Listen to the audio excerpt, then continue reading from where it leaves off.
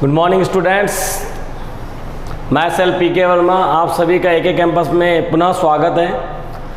आज मैं आपके लिए एक नया टॉपिक लेके आ रहा हूँ जिसका नाम है पास्ट कंटिन्यूअस टेंस। देखिए, जैसे कि इससे पहले जो वीडियो हमने देखे उनमें भी मैंने आपके लिए टेंस लिखा, टेंस के बाद उसके फॉर्मूला लिखा, इसी प्रकार इसमें भी आया है। मैंने पहले भी आपको बताया इतना कोई डिफरेंस नहीं है फॉर्मूला के अंदर। देखिए, अफर्मेटिव सेंटेंस के अंदर क्या है, बस दो नई चीज़ आई है इसके अंदर। एक तो आपकी हेल्पिंग वर्ब चेंज हुई, एक मेन वर्ब। देखो, जैसे प्रेजेंट कंटिन्यूअस में क्या था, is am are plus verb की फोर्थ फॉर्म था, ऐसे ही यहाँ पर क्या है, पास्ट कंटिन्यूअस में वॉज वर्ब प्लस वर्ब की फोर्थ फॉर्म है। ठीक है। नेगेटिव सेंटेंस में हमने नॉट लगा दिया है और इंट्रोगेटिव सेंटेंस में हमने कुछ नहीं किया, वॉज वर्ब को इस जगह पे शिफ्ट कर दिया और सब्जेक्ट को इस जगह पे। देखो, वॉज वर्ब यहाँ आगे आ गया, सब्जेक्ट यहाँ आ गया और इंट्रोगेटिव साइन लगा दिया। और जो WH वर्ड है तो WH वर्ड लिख दिया, उसके बाद हेल्पिंग वर्ब, फिर सब्जेक्ट, वर्ब की फोर्थ फॉर्म, फिर सब्जेक्ट। WH वर्ड पहले भी मैंने आपको बताया इसके बारे में, और ज़्यादा अगर डिटेल में आपको पढ़ना है तो आपको मेरे जो बेसिक वीडियो हैं जनरल इंग्लिश के जो मैंने बना रखे हैं, बेसिक 1, बेसिक 2, बेसिक 3, उनसे आप इनको पढ़ सकते हैं। अब हम देखते हैं इनको यूज़ कैसे करते हैं। तो देखिए, जो हेल्पिंग वर्ब है इनका यूज़ कैसे होता है। जो सिंगुलर है हमारा एक वचन, ही, शी, इट और नेम, उसके साथ हम वॉज का प्रयोग करते हैं। और एक आई के साथ भी हम वॉज का प्रयोग करते हैं। आई इसमें एक एक्सेप्शनल केस है, तो ही, शी, इट, नेम और आई जो होता है उसके साथ वॉज का प्रयोग किया जाता है। और वी, यू और दे के साथ हम वर हेल्पिंग वर्ब का यूज करते हैं। ठीक है, बस ये हमको ध्यान रखना कि एग्जाम में क्वेश्चन हमारा ऐसे आएगा, सब्जेक्ट आएगा, सब्जेक्ट को देख करके हमको क्या करना है, उसके अंदर हेल्पिंग वर्ब का यूज करना है। ठीक है, फिर हम आगे देखते हैं, क्वेश्चंस करते हैं इसको लेकर। इसके कुछ यूजेज हैं एग्जाम पॉइंट ऑफ व्यू से, बहुत ही महत्वपूर्ण है, इंपॉर्टेंट यूजेज है। मतलब ये मान लीजिए एग्जाम में जो क्वेश्चन आते हैं वो इसी पे बेस्ड होते हैं। वैन और वाइल से शुरू होने वाले क्वेश्चन ज़्यादातर एग्जाम में पूछे जाते हैं। सबसे पहले हम देखेंगे वैन से शुरू होने वाले प्रश्न। देखो, वैन से शुरू होने वाले प्रश्न की एक कंडीशन है, जैसे कि इसमें क्या होता है, इस टेंस के अंदर दो घटनाएं होती हैं। जैसे कि एक घटना जो बहुत थोड़ी देर पहले शुरू हुई हो, तो उसी वक्त अचानक एक घटना शुरू हुई और शुरू होकर उस वक्त खत्म हो गई हो, तो जो शुरू होके खत्म हो जाती है उसको तो लिखते हैं पास्ट इंडेफिनिट टेंस में। और जो बहुत देर पहले से चल रही थी उसे लिखते हैं पास्ट कंटिन्यूअस के अंदर। तो वैन से शुरू होने वाला जो क्वेश्चन होता है इस प्रकार से होता है कि जैसे कि मान लीजिए, जब मैं टीवी देख रहा था, यानी मैं बहुत देर से देख रहा हूँ, अचानक क्या हुआ, माय फ्रेंड केम, मेरा दोस्त आया। ठीक है, अब वो आया, आके रुक गया, यानी कि उसका आना दूसरी घटना थी और उस वक्त वो समाप्ति भी हो गई। जैसे कि जब मैं पढ़ रहा था तो बाहर गेट की बेल बजी। अब बेल का एक बार बजना और उसके बाद उसका खत्म हो जाना है दूसरी घटना। तो दूसरी घटना कौन सी है, मैं पढ़ रहा था, वो तो पहले से चल रही थी घटना, जो भूतकाल में कुछ समय पहले शुरू हुई थी पास्ट में, और अभी भी जारी है ना, पिछले 1 घंटे से मैं पढ़ रहा था और अभी भी पढ़ ही रहा हूँ। लेकिन अचानक क्या हुआ, किसी ने दरवाजे पर बेल बजाई, तो बेल का बजाना दूसरी घटना है और वो तुरंत बजी और उसके बाद रुक गई। तो वो दूसरी घटना जो तुरंत हुई और उसके बाद रुक गई, उसको तो लिखते हैं पास्ट इंडेफिनिट, यानी वर्ब की सेकंड फॉर्म में। और वो घटना जो पिछले 1 घंटे से चल रही थी या थोड़ी देर पहले चल रही थी, उसको लिखते हैं पास्ट कंटिन्यूअस में। यानी वैन से जुड़े हुए क्वेश्चन में हमेशा दो घटनाएं आती हैं। तो देखिए, जैसे कि यहाँ देखो, वैन द बेल रैंग, ये वर्ब की सेकंड फॉर्म है। जब घंटी बजी, आई वॉज वॉचिंग टीवी, मैं क्या कर रहा था, टीवी देख रहा था। यानी टीवी देखने का जो काम है बहुत देर पहले से चल रहा था, लेकिन तभी क्या हुआ, एक घंटी बजी, यानी कि दरवाजे की घंटी बजी। इसी प्रकार when I was helping my mother in the kitchen, जब मैं मेरी मम्मी की किचन में मदद कर रहा था या कर रही थी। रेखा केम, रेखा आई, देखो ये तो पास्ट इंडेफिनिट हो गया सेकंड फॉर्म, और ये पास्ट कंटिन्यूअस हो गया। ठीक है ना, वर्ब की चौथी फॉर्म। तो ये तो हो गया पीसी और ये हो गया पीआई। इसको ऐसा शॉर्ट फॉर्म में डाल सकते हैं हम, पीआई यानी पास्ट इंडेफिनिट। हम इसको ऐसे भी लिख सकते हैं, I was helping my mother in kitchen when Rekha came. When को बीच में भी डाल सकते हैं। वैन क्या है यहाँ पर, वैन यहाँ पर एक कंजक्शन की तरह काम करता है। कंजक्शन क्या होता है, कंजक्शन वो सेंटेंस होता है दो सेंटेंसों को जो आपस में जोड़ता है। इसी प्रकार ऐसे भी बना सकते हैं, I was watching TV when the bell rang, ये भी हो सकता है। अगला जो प्रश्न है ये बहुत ही महत्वपूर्ण प्रश्न है, एग्जाम में पूछा जाता है, तो आप इस पर ज़्यादा ध्यान दीजिएगा। ज़्यादातर कंपटीशन एग्जाम में वैन और पास्ट कंटिन्यूस के अंदर वैन और वाइल वाला क्वेश्चन ज़्यादा पूछा जाता है। अगला प्रश्न है हमारा, वो है वाइल से जो शुरू होने वाला प्रश्न। तो वाइल से शुरू होने वाले प्रश्न में क्या होता है, इसमें दो घटनाएं होती हैं, लेकिन दो ऐसी घटनाएं जो क्या होती हैं, एक के बाद एक दूसरी घटना, एक घटना दूसरी से घटना से जुड़ी हुई होती है। जैसे कि यहाँ पे देखिए हम, I was reading my English book, जब मैं अपनी इंग्लिश की किताब पढ़ रहा था, जबकि वाइल होता है जबकि। अब वाइल का मतलब यहाँ पर होगा जबकि। अब जबकि क्यों हो रहा है, क्योंकि ये कंजक्शन है, ठीक है ना। जबकि रोहन वॉज वॉचिंग टीवी, जबकि रोहन क्या कर रहा था, टीवी देख रहा था। यानी जब मैं इंग्लिश की बुक पढ़ रहा था या पढ़ रही थी, उसी वक्त रोहन क्या कर रहा था, बैठ करके वो टीवी देख रहा था। यानी दो घटनाएं जो पास्ट में शुरू हुई और अभी भी चालू हो, अभी भी चल रही हो, उसको हम वाइल कंजक्शन के द्वारा लिखते हैं। तो इस प्रकार व्हेन और वाइल के दो क्वेश्चंस मैंने आपको कराए हैं। अब एग्जाम में क्या होगा, एग्जाम में बहुत आसान तरीका है। एग्जाम में क्या होगा, कुछ नहीं होगा एग्जाम के अंदर। एग्जाम को मैं आपको ए बी सी और डी 4 ऑप्शन दिए होंगे, लेकिन फिलिंग इन द ब्लैंक्स कोई एक ही होगा, या तो ये वाला होगा या ये वाला होगा। मान लीजिए ये वाला उसमें फिलिंग इन द ब्लैंक्स में डाला हुआ है, ऐसे करके। इसी तरह से मान लीजिए इसके अंदर ये वाला फिलिंग इन द ब्लैंक्स में डाला हुआ है। अब क्या करना है, एग्जाम में हमको देखना है कि यार क्वेश्चन व्हेन से शुरू हो रहा है और उसके आधे हिस्से में वर्ब की सेकंड फॉर्म है। तो यानी ये कौन सा क्वेश्चन है, ये पास्ट कंटिन्यूअस के व्हेन वाला क्वेश्चन है। यानी अगर यहाँ पर वर्ब की सेकंड फॉर्म है तो 100% वाज वर्ब प्लस वर्ब की फोर्थ फॉर्म होगी, और आपके 4 ऑप्शन में वाज वर्ब प्लस वर्ब की फोर्थ फॉर्म वाला आंसर होगा। तो आप फटाक से यहाँ लिख दोगे वाज वॉचिंग टीवी। इसी प्रकार यहाँ देखना, यहाँ हम देखेंगे वाइल से क्वेश्चन जुड़ा हुआ है और वॉज प्लस वर्ब की चौथी फॉर्म है, तो यहाँ भी क्या होगा, वॉज प्लस वर्ब की चौथी फॉर्म ही आएगी। One I was helping my mother, sorry one I was reading होगा शायद, माई इंग्लिश बुक। ठीक है, आपके लिए एग्जाम में बहुत आसान होगा। एग्जाम में इतना टिपिकल नहीं होगा क्योंकि आपके पास 4 ऑप्शन मिल जाते हैं, लेकिन उसको पहचानने का तरीका क्या है, पहचानने का तरीका ये है कि एक आपको फील करा हुआ मिलेगा, एक आपको अनफील मिलेगा, तो उससे आपको आइडिया लग जाएगा कि हम कैसे करेंगे। चलो आओ अब और अगले क्वेश्चन सब अगले यूजेस देख लेते हैं। थर्ड यूज है एज के साथ इसका प्रयोग करते हैं। जैसे कि व्हेन और वाइल के साथ यूज हुआ था, ऐसे ही हम एज के साथ भी इसका यूज करते हैं। अब इसमें एज के साथ जब यूज करेंगे तो कोई घटना आ गई, as I was crossing the road, I saw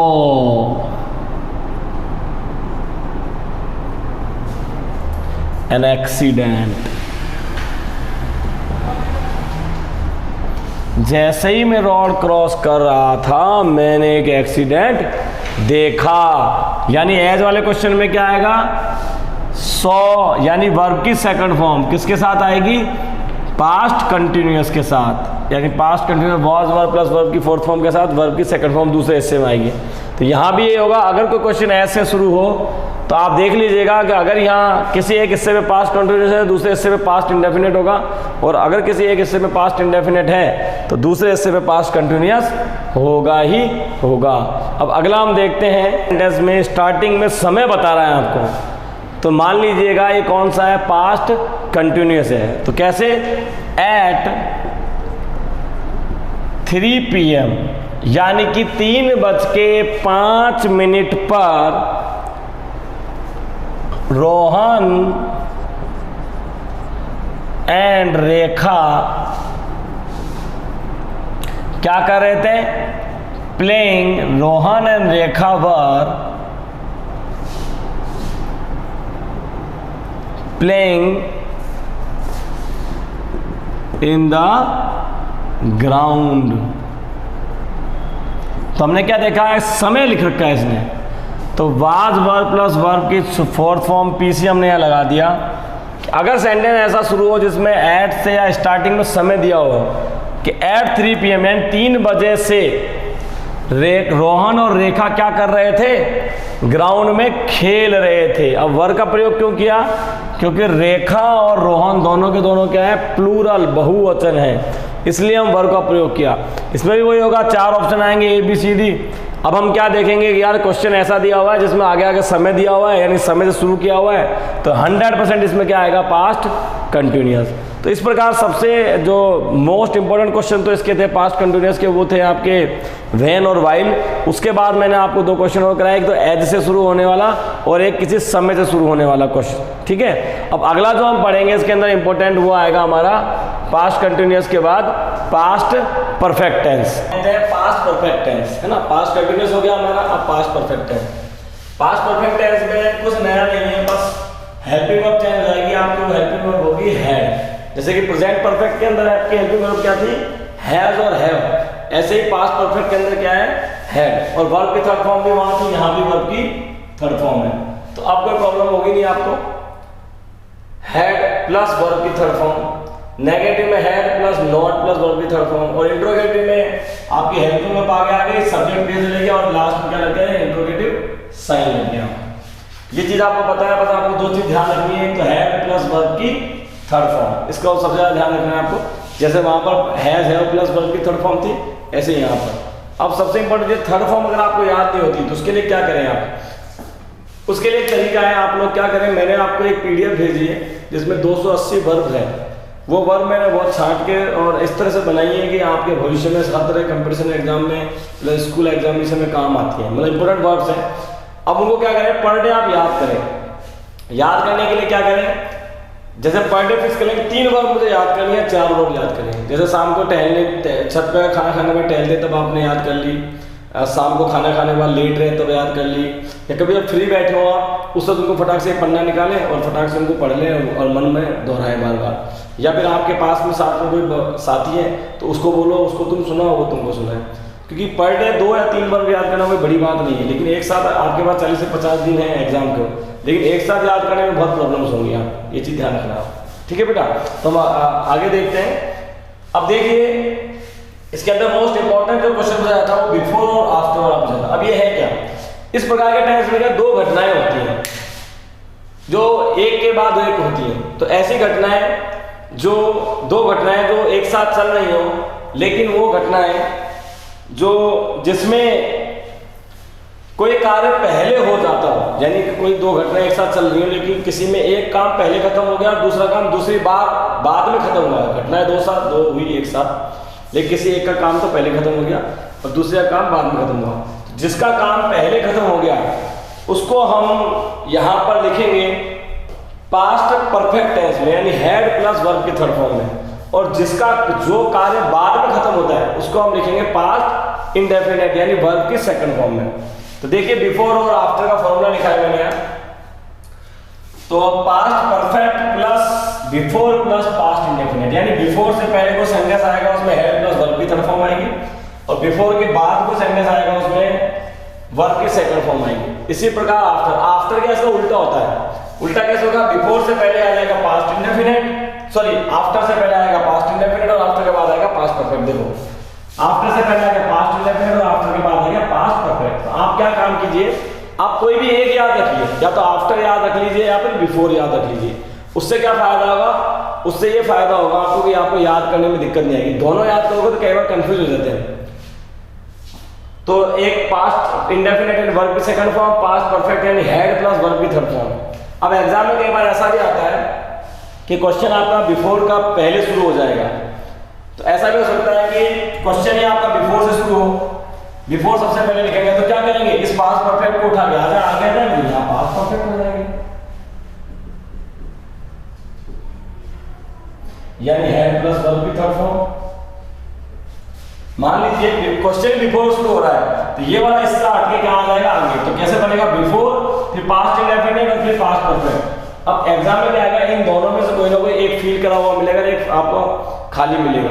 तो जो फिल करने के लिए बोलेगा उसको हम भर देंगे क्योंकि एक तो हमारा फिल होगा। इसी प्रकार पास्ट आफ्टर का क्वेश्चन अगर आगे आ गया है तो क्या करेंगे, इसको उठा के आगे ले आएंगे तो यहाँ पास्ट इंडेफिनिट आ जाएगा, यानी वर्ब के सेकंड। ठीक है। आप तो कुछ मत कीजिए, कोई भी एक फॉर्मूला याद कर लीजिए। एक फॉर्मूले को याद करने के बाद दूसरा फॉर्मूला क्या याद रखना, उसको उल्टा करना है, बस ये आपको दिमाग में रखना है, इससे ज़्यादा आपको नहीं दिमाग में रखना है। उससे क्या हो जाएगा, क्वेश्चन करना आपके लिए आसान हो जाएगा। अब आइए इसके लिए क्वेश्चन करते हैं। देखो बच्चों, कुछ एग्जाम्पल्स लिखे हैं मैंने। Rohan had worked hard before he finally won. तो बिफोर से पहले क्या पढ़ रहे हो, पास्ट परफेक्ट, यानी हैड प्लस वर्ब की थर्ड फॉर्म, और बिफोर के बाद पास्ट इंडेफिनिट यानी वर्ब की सेकंड फॉर्म। तो मैंने पीपी पास्ट परफेक्ट और पीआई पास्ट इंडेफिनिट इस तरह से लिखा है इसको। तो देखिए, Rahul had worked hard, Rahul ने बहुत कठिन परिश्रम किया, बिफोर ही फाइनली वॉन, यानी फाइनली वो जीतने से पहले। ठीक है, तो बिफोर यानी होता है पहले, और आफ्टर यानी होता है बाद में। इस तरह he went out after the train had stopped. ठीक है, he went out after the train had stopped, train के रुकने के बाद वह उससे बाहर आ गया। ठीक है ना, इस तरह से होगा। अब देखिए, the patient had died, past perfect, before doctor came, doctor के आने से पहले मरीज मर चुका था। ठीक है, इसी प्रकार देखिए, ट्रेन हैड डिपार्टेड, तो हैड प्लस वर्ब की third form, before I reach the station यानी वर्ब की सेकंड फॉर्म, यानी पास्ट इंडेफिनेट, और ये क्या हो गया, पास्ट परफेक्ट। तो the train had departed before I reach the station, मेरे स्टेशन पहुंचने से पहले ट्रेन जा चुकी थी। ट्रेन के कंसेप्ट में अराइव यानी आना, डिपार्ट यानी जाना होता है। अब एग्जाम में क्या आएगा, एग्जाम में कुछ नहीं, आपके ए बी सी इस तरह से सेक्शन बने हुए होंगे,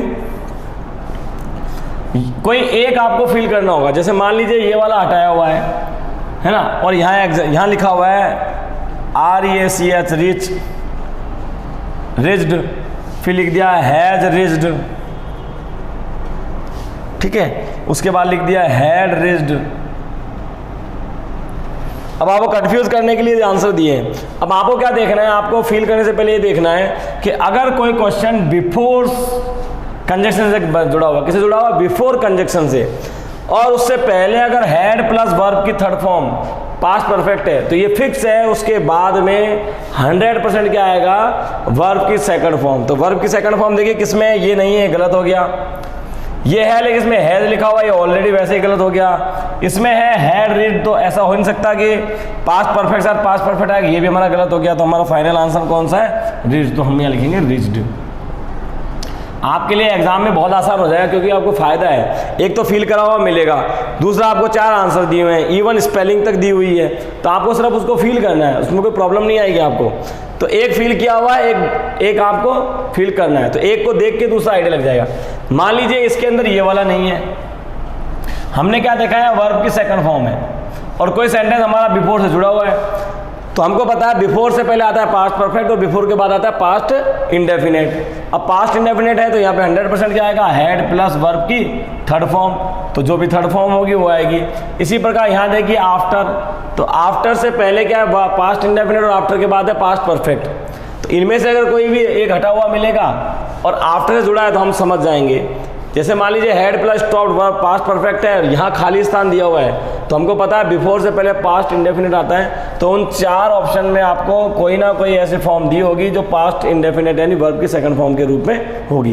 तो सबसे इंपॉर्टेंट क्वेश्चन जो पास्ट परफेक्ट के अंदर पूछे जाते हैं वो बिफोर और आफ्टर वाले आते हैं, जिसमें 2 घटनाएं होती हैं, एक के बाद एक, लेकिन एक घटना जब शुरू होती है, दूसरी घटना जब उसके बाद खत्म हो जाती है। तो वो घटना जो बाद में खत्म होती है उसको तो पास्ट इंडेफिनेट में देते हैं, और जो पहले खत्म हो जाती है, जो बाद में खत्म होती है, तो पास्ट परफेक्ट में, जो पहले खत्म हो जाती है उसको पास्ट इंडेफिनेट में हम लिखते हैं।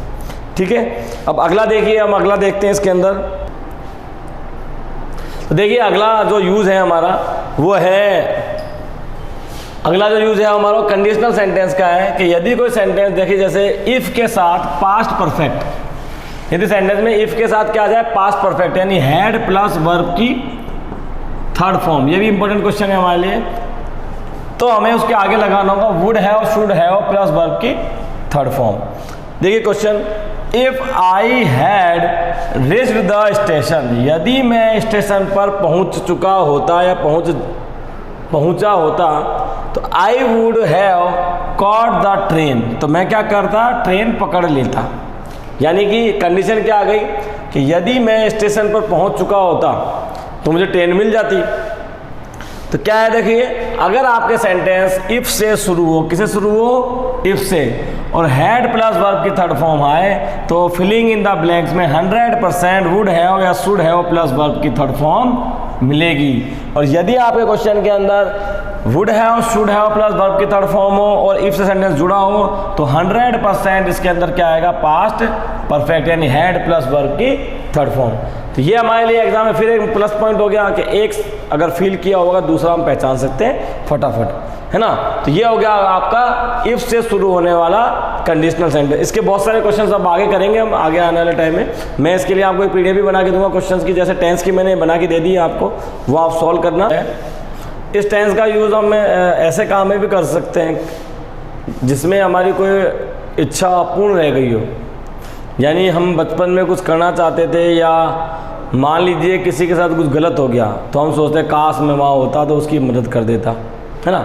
तो हमारी कोई अपूर्ण इच्छा होती है, उसको बताने के लिए भी हम पास्ट परफेक्ट टेंस का यूज करते हैं।